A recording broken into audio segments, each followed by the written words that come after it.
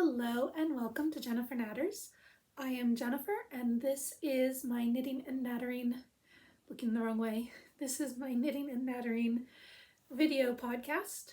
I have been joined by my ginger kitty Oliver, who has just laid down next to me. I had to get up to open the door to let him in because he was sat on the other side meowing. And then when I came back, turn the camera on so you could see him before I got it all in position. So camera's slightly not where I would have had it, but we got to see my beautiful fluffy Gingy. Oop. Apparently I've tickled him. Hi! Welcome to any new viewers. My name is Jennifer and I live in northern Scotland with my husband, 2 children and 2 cats. This is the large fluffy ginger one named Oliver. We also have one of his litter mates, Libby. She is smaller, slinkier, and gray. And welcome back to returning viewers. Thank you for coming back and being my friend. I'm assuming we're friends. If you're watching, we're friends. And yeah, it has been a while. They haven't been that hectic. They've just not been great for recording a podcast, starting with not having anything to show you. And then I made a bunch of stuff instead of recording the podcast, and now I have stuff to show you.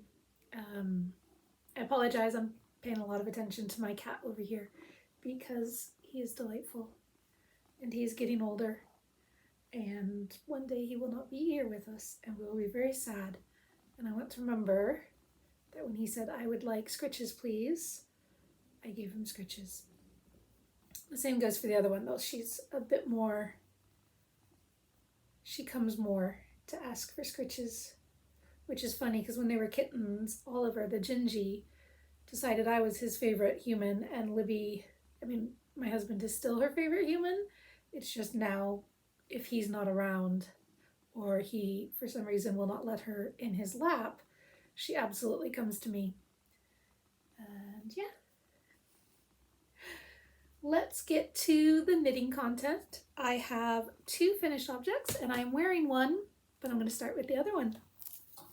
I finished a jumper for my youngest. Ta-da!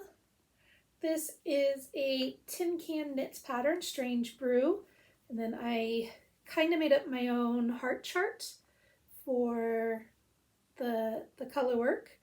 I took a pattern from a Knit Now magazine. It was a cup cozy, and I didn't mark where the pattern was, so I couldn't find it again for this. But I took the pattern, and then this space, there's decreases when you join the arms, and then decreases here. If you are not familiar with Strange Brew by Tin Can Knits, it is specifically a blank canvas designed to do a color work or possibly all over. It's a yoked jumper, and then you add your own color work where you want it.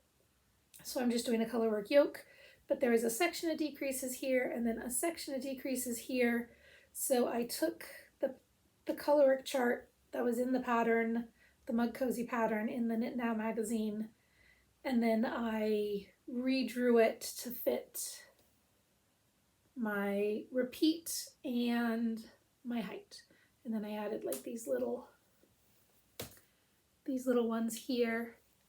Although when I was kind of close to finishing, I was thinking I could have made them little hearts again. But I did that just so I wouldn't have a lot of long floats. And this is Grianaig Creations yarn. She's not currently dyeing. This was a superwash merino nylon blend, but not in a sock way. It's not a sock yarn. My 4-year-old has already worn it, as you can see from the mucky cuffs, which, she only wore it once, but she clearly really liked it because she didn't take it off. And yeah, I am quite happy with this. I started it was during the Christmas lockdown, but I think it was like January, and my 8-year-old wanted to knit a jumper for the 4-year-old. So we went through my stash and the 4-year-old picked this yarn.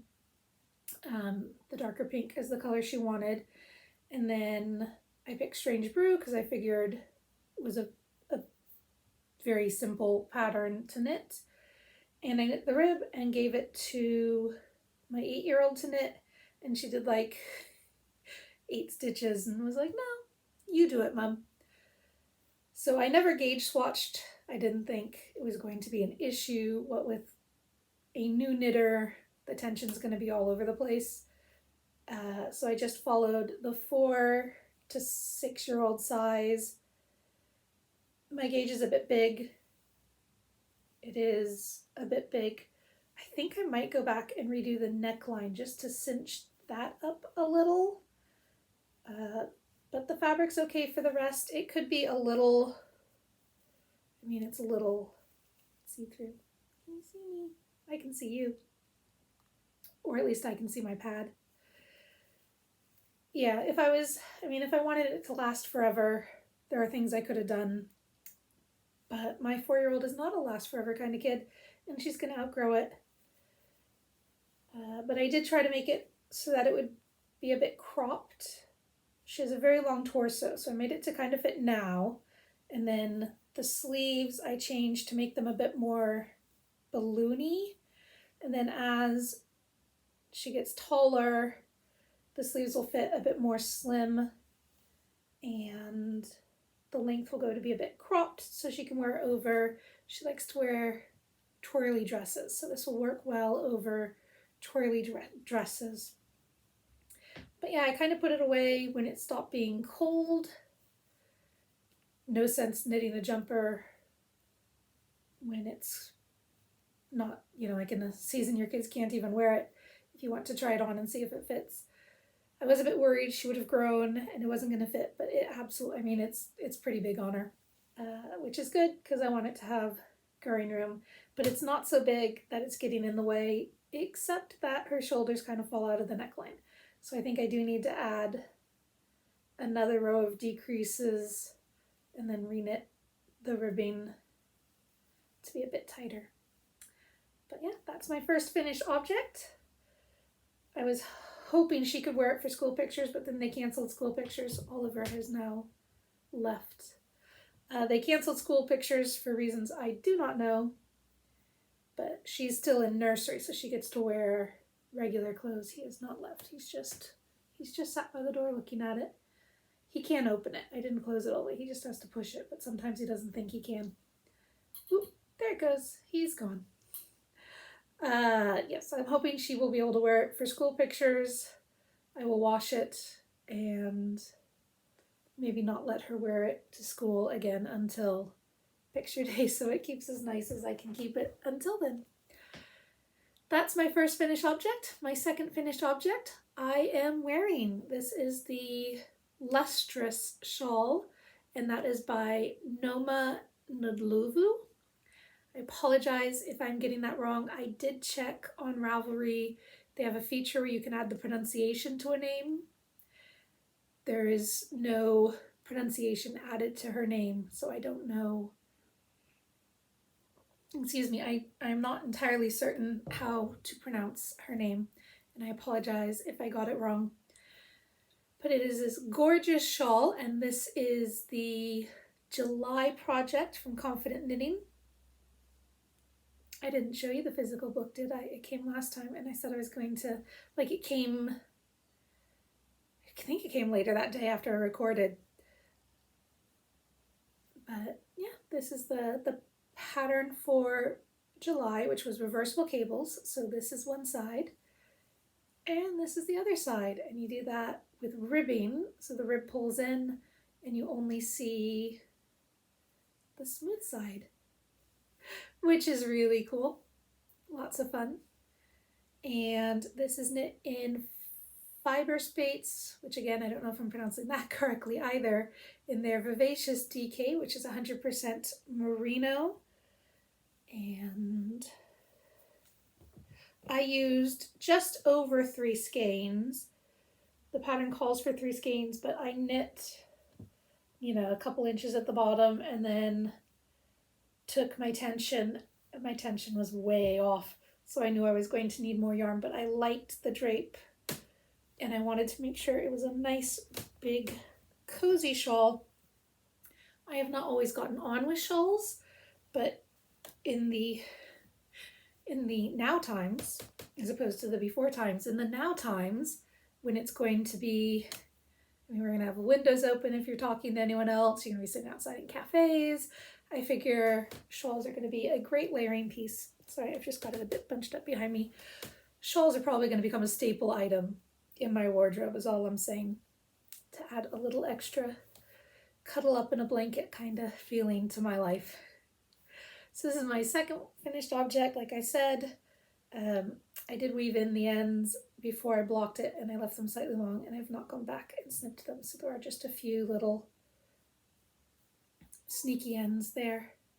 I was able to get the same dye lot for my 4th skein, which is really nice. And I had enough left over because I didn't use much. It's 115 gram skein and I think I used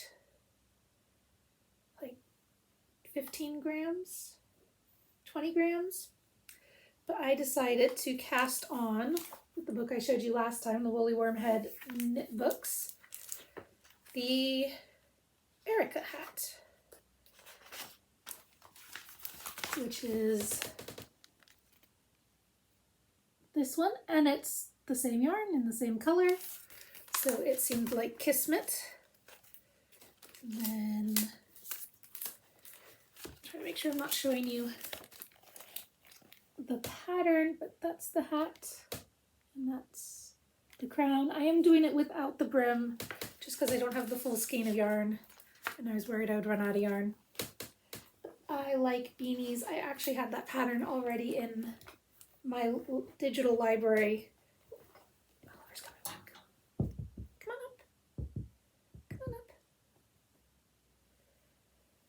And I ordered new licky needles. These are not interchangeables. These are fixed circulars to try and make a smaller circumference. I got the short needle, which is very short. I probably could have gone for a longer cable with needles with tips this short and had it be well within the kind of 20 inches. But still, you can get 20-inch circumference circulars, but then if you've got the 5-inch needles at either end, you kind of wind up with a weird triangle shape rather than a more circular one, which is why I wanted the smaller tips. But with the smaller tips, that particular circumference came out a little bit smaller than I was expecting. So yeah, I will keep working on my how to make hat circumferences. I've been doing like a traveling magic loop, but I don't really love that method. Oliver does like it when people just sit and talk. He always comes to story time if he can. He just sits down and he likes to listen to people tell stories. So those are 2 finished objects and a new cast on, and I have a half finished object. These are the Fab Funkies fiber socks I was starting last week while we were recording the podcast with the yellow toe, although I looked down at what I was doing and realized I had not been remotely consistent with when I was doing increases, so I ripped it all out and started again, which is kind of a thing for these socks because I was doing increases up starting back here somewhere. I was doing in the orange, I was doing increases up. You okay, baby? Did you get your paw stuck? I was doing increases up to do the calves to make these like knee-high socks for my husband, and I got a bit further. I was in like the purples when I realized I didn't know if he wanted knee-high socks, if that was something he thought he would wear. And I had him try them on, and the increases, they were perfect. They were fitting really well. But he was kind of like, nah, I'd rather have regular size socks. It's like, just stop now and add ribbing. But I decided to rip it back to the orange and then just do the regular and the ribbing. And they are pretty much the same length as other socks I've knit for him. And this is the September pattern for Confident Knitting, which is the Moorland sock by Jen Arnall-Culliford, the editor. And so it's a short row, a vanilla sock with a short row. I'm doing these toe up rather than the cuff down that the pattern calls for, because I was wanting to use all of the yarn, but then it turns out I don't need all the yarn anyway. So sometimes life is funny like that.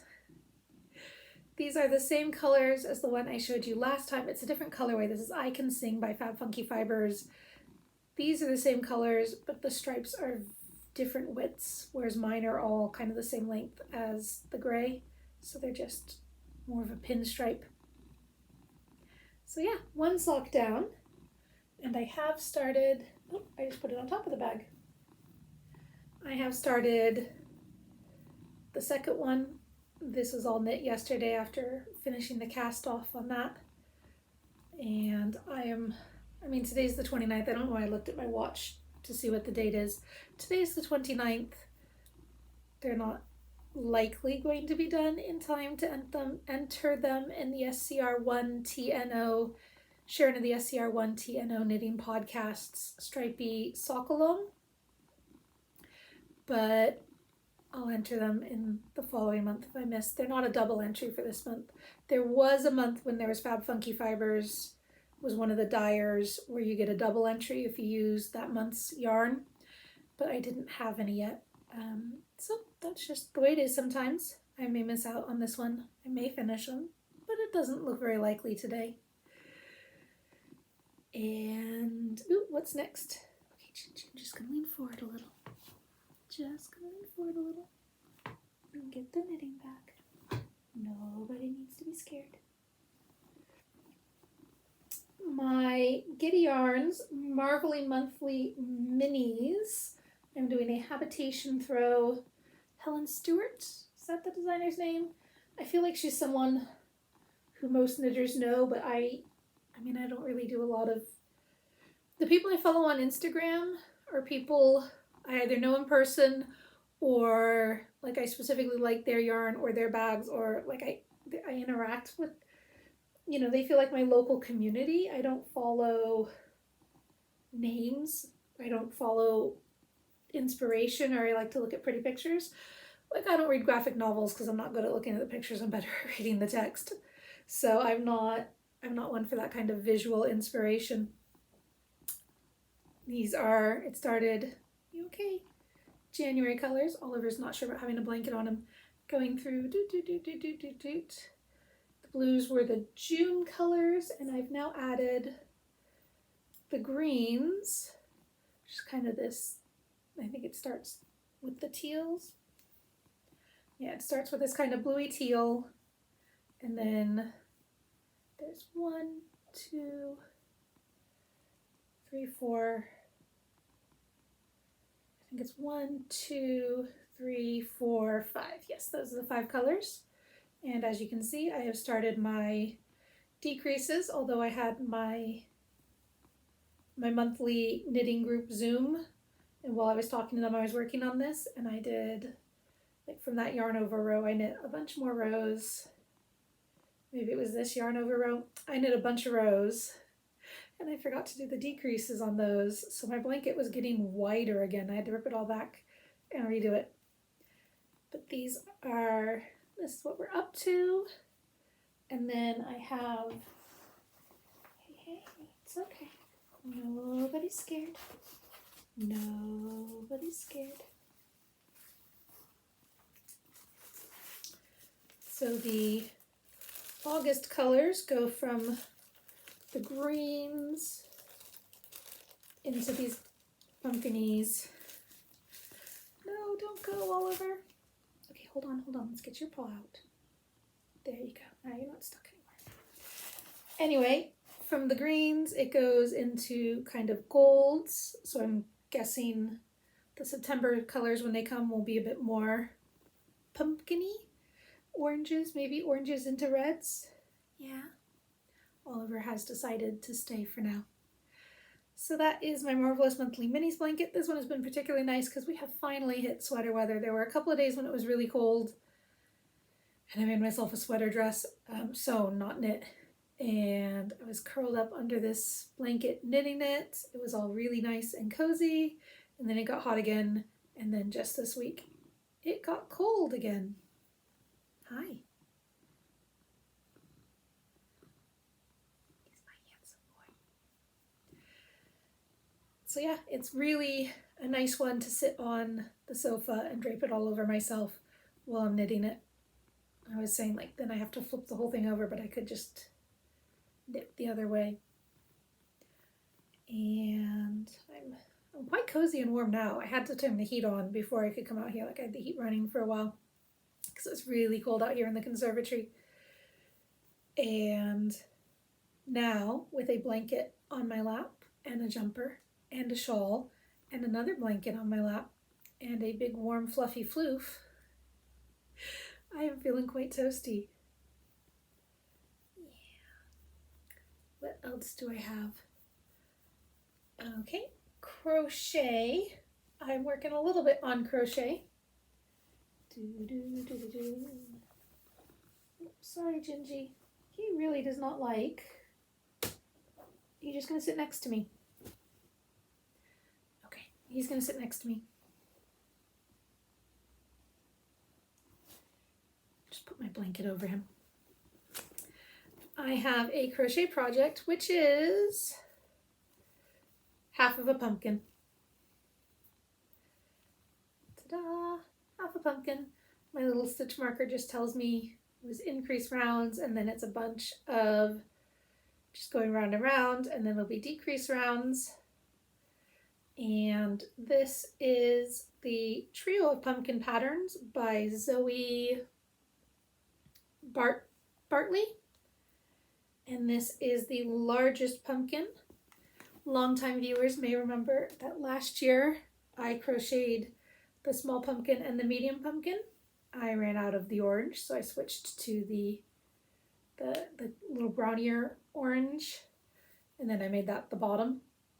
And then I have the small pumpkin as well, which is in this brown color with a dark brown stem, and I think the same green tendril. I don't know where it is. My children have absconded with it.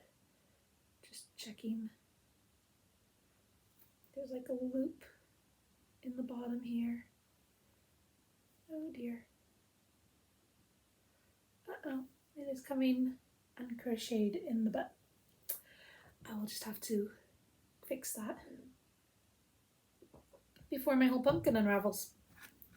But yes, I ordered Color Lab, which is the West Yorkshire Spinners DK. It's 100% wool, British wool. And here we go. And that is to replace, this was their Air Valley DK. So you can see slightly different color. My pumpkins will be slightly different oranges, which I really like. And I've also got a chunkier orange in here that I'm hoping to make a knit pumpkin.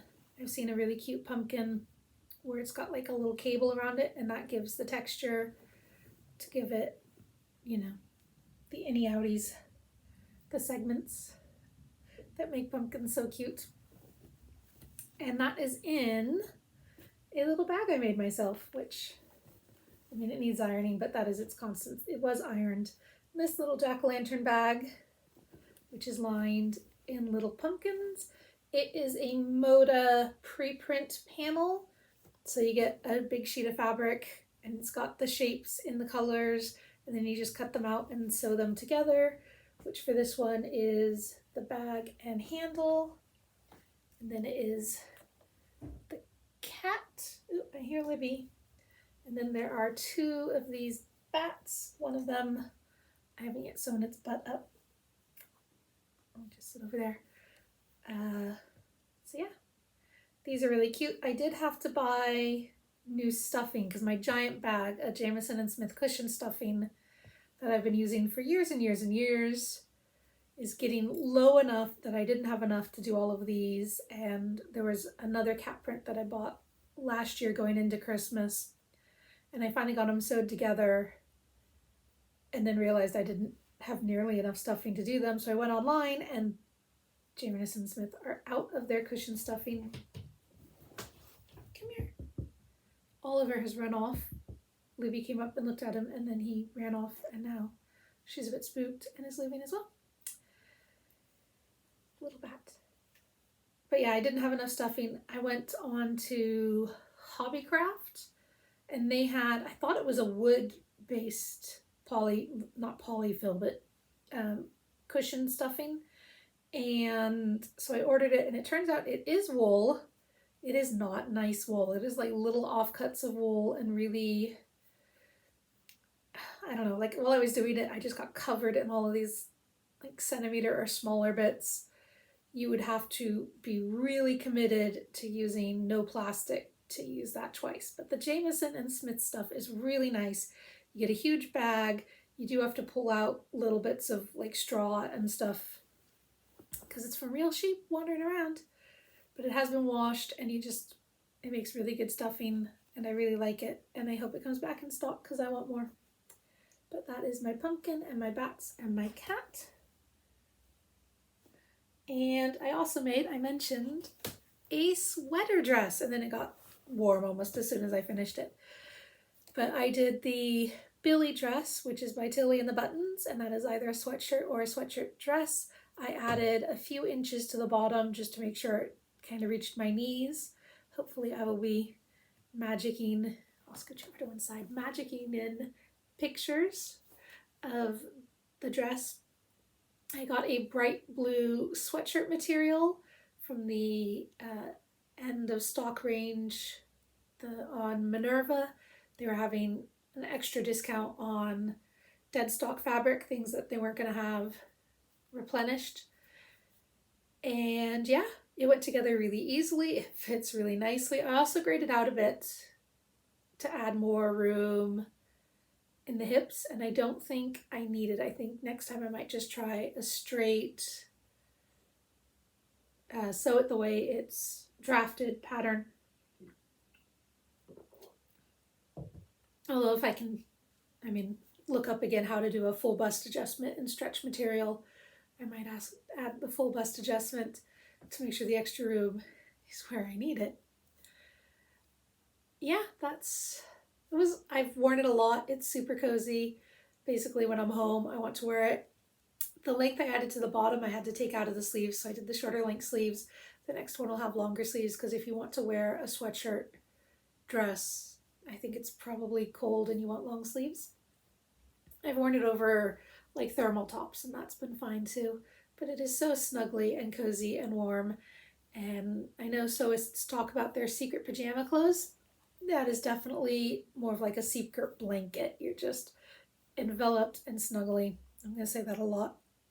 I know it's not even remotely an autumnal color. I'm not great with autumnal colors. I don't do well with any of the yellowy colors. So cool winter tones it is. I can do like burgundies, but that's about it. And even the greens I like are more like winter greens, evergreens, and anyway, that's neither here nor there. But yeah, I love it, and it is snuggly and warm, and I want to make more. I've got some fabric sitting in a basket on Minerva's website, and I just need to say, go for it. Go for it. But I haven't yet. Still thinking about it. Just consulting my notes. Since last we spoke, I did not go to the Perth Festival of Yarn. I mentioned I was not going, and I knew I wasn't going, and that's because we looked at booking a self-catering lodge for the school October half term, which is coming up, the half term break, and it was fine. We were going to do it, but then I thought, well, there's some in-service days coming up. What if, just for giggles, what's the price for that instead? And it was a lot cheaper. So we booked that weekend, and then of course it was the same weekend as Perth Festival of Yarn. So I knew we weren't going to be able to go, but that's fine. That's just the way these things work out. I was really sad because there were a number of yarn vendors or bag makers or vendors. There are a number of vendors who are going to be there who I have bought stuff from online, who I would have liked, who have podcasts or things like that. I would have liked to have said hello. And obviously it's the closest yarn show to me. There have been a few in or around Inverness, but they're not happening, haven't happened in a while. There was a 2019 one here, the Ness one, and they were like, we're not doing that again anytime soon. And then there's a pandemic, and even like the smaller one that happened hasn't happened either. I am digressing. We went up to Aviemore. We went up Saturday. I'm trying to think. We were there. We're basically on like the noon train. And we got up there and our cabin was already ready. So we were able to drop the bags, and then we walked to the Tesco, was pretty close, and got some groceries and brought them back to the room. We'd kind of had lunch on the train. The kids had lunch on the train. So we had a little snack, and then there was a playground, a really nice playground that was just like, our cabin was up a tiny little hill and the playground was at the bottom of the hill. So we had the cabin overlooking the playground. So we told our two kids, like, as long as it's both of you, you two go down and play together, play in the playground, and then we could just look out the windows and watch them. And we went, they have a swimming pool there with a big slide. We went in swimming, and they've got an indoor soft play thing, which isn't the kind of thing I've let us do here in Inverness yet, but we would be the only ones on it. Like, there was no one else in that part of the building. So I'd just sit there with my mask and do my knitting, and they would run all over and climb and play. And sometimes one of them would be with Chris and I would take the other swimming, and sometimes the other way around. We walked around a bunch. It was just really nice. It was a lot warmer than I thought it was going to be. There was one morning it was really cold, and then it warmed up, and I guess that was the Sunday morning. The first morning we were there, it was a bit parky. Wish I brought a hat, but I hadn't worn the hat to go to breakfast, and because breakfast at the hotel was included with the self-catering lodge, and I hadn't worn it just to walk to the hotel. I was definitely regretting that, but it warmed up, and then it was plenty warm the rest of the time we were up there. And yeah, we'd definitely do that again. I think self-catering lodges, even without the pandemic, were kind of the way we need to do things. Being able to control our own food is a huge part of keeping everyone happy and calm in our family. And yeah, while we were there, my oldest one lost these two teeth. Sorry, that's going to be the still, isn't it? The ones just to one either side of her front teeth, they both fell out. I think one fell out right before we left to go there. One fell out while we were there. The other one fell out right after we got home, started wibbling while we were there.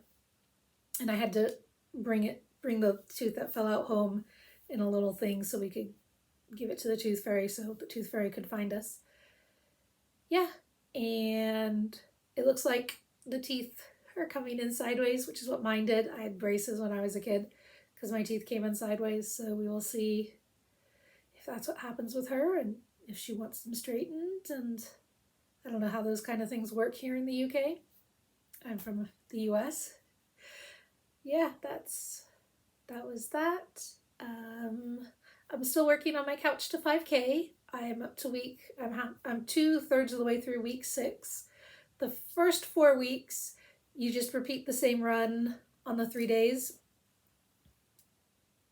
There's 3 runs in each week, and you're not supposed to do them back to back. So you do one and then you have at least one rest day. So I've been doing them mostly Monday, Wednesday, Friday, but like on weeks when there's no school on Monday or one of the kids is home or whatever, then I've had to do it Tuesday, Thursday, 2 weeks, I think. But I'm trying to do Monday, Wednesday, Friday. I drop my youngest at nursery. I'm already out of the house. I've already got my laces tied. From what everyone says, the hardest part about running is tying your shoes, is deciding to go do it. So what's really helping me is because I'm already out of the house and I'm already wearing shoes. I just make sure it's the running shoes.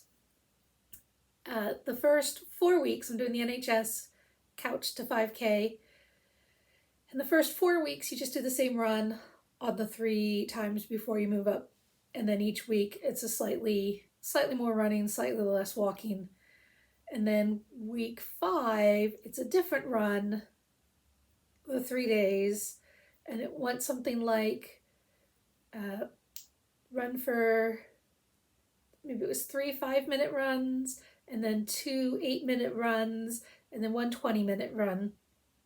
And the 20-minute run, of course, was the day when my husband threw his back out last week and he couldn't walk the oldest to school. They have different start times. So my husband usually walks the oldest to school while I finish getting the youngest ready, and then I walk the youngest to school.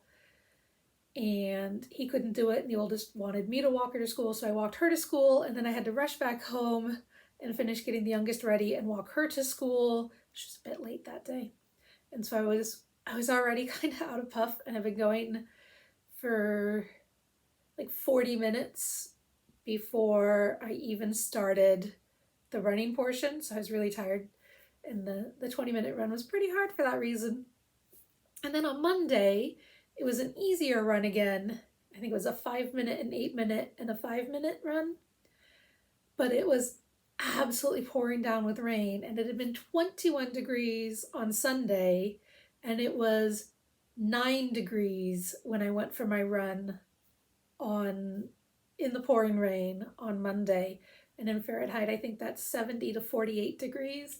It was this huge, this cold wave, cold front with all the rain came in. And the park I normally run around, like it's a 6 minutes of running gets me all the way around the path in the park. So I just do laps. Completely flooded. There was more puddles than paths, and the grass, it has drainage issues. They tried adding a little pond to it, but like the grass is always completely flooded. So it was just a boggy mess. So I was running around in the neighborhood, and I kept going past the house, and I was just like, there's my house. I could just stop. And then my headphones stopped working a few weeks ago. So I've been trying out various pairs of my husband's wireless headphones to see what I like.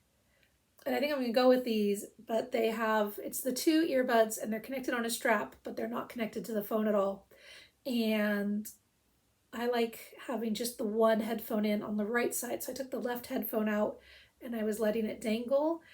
And I think that's the control headphone. So when it detected that it wasn't, in the correct position, it turned off. And so then I had to stick turn the volume up all the way on my phone and stick it in my bra so it was close enough that I could hear it. And yeah, it was not a nice run. And then Tuesday and today, beautiful sunshine, still cold, although I think it just started raining. Sometimes it's hard to tell because the wind will gust, and then we'll get like all these pine needles will just rain on the roof, and it sounds like rain, but I think it is actually starting to rain a little right now. But yeah, glorious sunshine all day yesterday. Sunshine today, though still cold. I did go for the run. Fortunately, the park had mostly dried out. There were a few muddy places, but not like deep, wet mud. So I was able to do my run then. The cold air is definitely harder for me. Cold air is an asthma trigger for me, so that makes it harder. But yeah, I'm still doing it. The last week was really hard, and the runs were it's just a big jump. But there's definitely a lot of, oh, this really hurts, and I'm barely getting my feet up kind of thing. But overall, it hasn't been as hard as I thought it was going to be. I thought it was going to be the kind of thing where I do the run and then I'd be like, oh, I can barely walk home, or I'm so sore I can hardly move. And I was a bit sore the first couple of weeks. But I also, the first couple of weeks, basically all of my non-run days, I did something else. I went for a bike ride or an extra long walk to the shop and back, and every time it wasn't one of my, I was never properly taking my rest days. So I think that was keeping my muscles a bit more sore. But yeah, it hasn't been, I mean, it's just been like a bit of aches. I haven't had any stitches, touch wood. I haven't pulled any muscles. Yeah, so it's been, I'm really enjoying it. I'm really feeling like it's good for me. And I had one pair of running shorts, like knee-length capri kind of things that I picked up. I went into town and I bought some shoes from a running store. They had nothing other than the shoes in the entire shop that fit me. I mean, they might have had a hat. I wasn't looking into hats. I got an armband, but I can't get my arm in it. They're like, this is the largest size waistband you could keep, because I wanted something to put my phone in while I'm running, because if you just stick it in my bra, like I sweat and then I'm worried my phone's gonna get wet. And anyway, so they didn't have anything else other than the shoes and socks, presumably, that would fit me. So I went to Mark and Spencer, and they do have running trousers with like the little pockets in the side, the leggings with the little pockets. And I've been using those a lot. And then, because I do a run every other day, I can wash them and use them again. I ordered some more running. I feel like I've done enough that I can spend the money and feel like I'm going to actually properly use it and not just spend a bunch of money on a new hobby and then give it up after a couple of weeks. So that's where I am now. So now I will have pockets, even if I don't manage to wash my trousers between runs. I have other trousers. And I also got a long sleeve running shirt, which has like the little holes in the things, so that on colder days, because today I ran with my zippered fleece, and for part of the run I was too cold, and for part of the run I was too hot, and then I took it off in the walk between the two runs, and when I was in the shade I was too cold, and when I was in the sun I was too hot, and then like I was sweating, and then I was hot enough that, I don't know, it was just, and then I came home and I'm like, I'm hot, but I'm cold, but I'm hot, but I'm cold. Parts of my body are freezing and parts of my body are too hot. I picked a terrible time to take up running, although I picked a time when both of my children were at school all day and I could drop them off and do something for myself. Is really what I did there.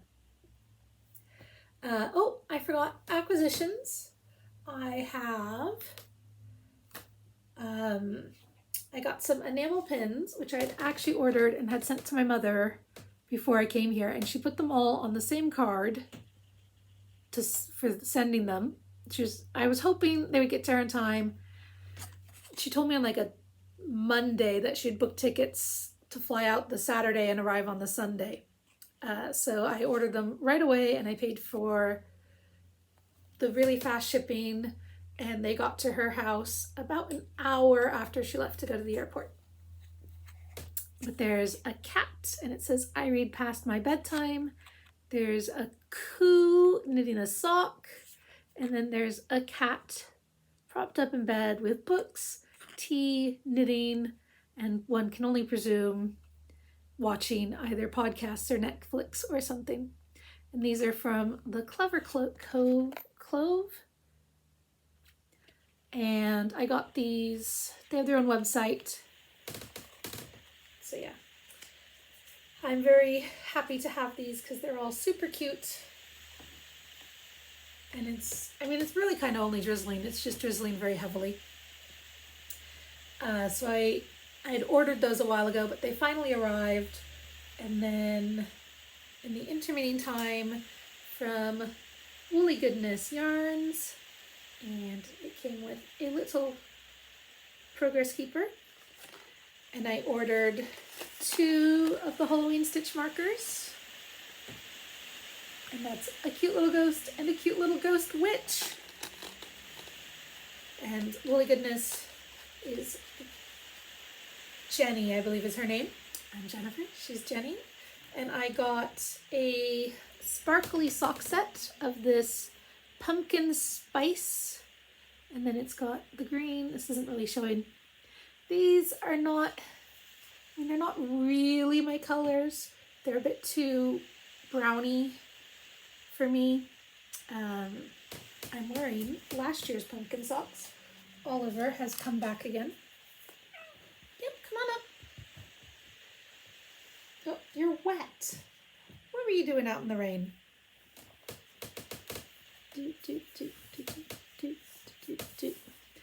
These are last year's pumpkin socks.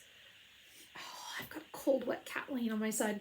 And it's just the green for the cuff. And then it was this rib pattern. Kate Atherley did a knit along, and I did a 3x1 rib instead of a 2x1 rib. And these are both colors from Helen of Ripple's Crafts. This was the Oyster Catcher's beak and feet or something. Those are, like, if I'm going to do oranges, those are really my oranges. But one of the pictures, I think it was online, showed more of kind of the orangey bits and less of the kind of browny gray bits. But it's fine. I mean, it's still cute, and I do like pumpkin socks, and pumpkins come in all colors. And I got the mini set, which has the pumpkin spice color and the contrast color. And then I think this one is zombie, and I don't remember what this one was. Autumn forest or something.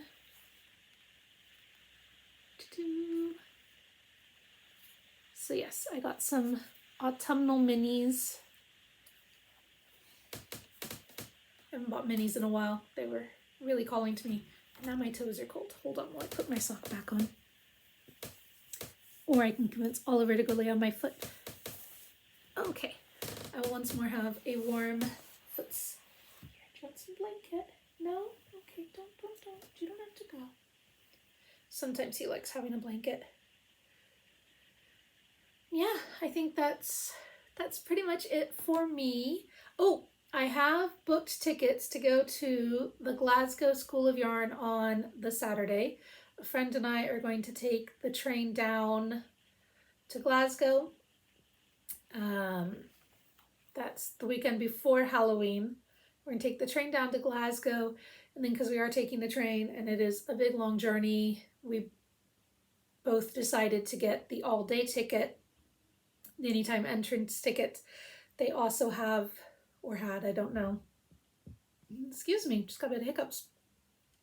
They also had tickets available in half-hour staggered entry times, but a half hour is a pretty small target when you're coming that far.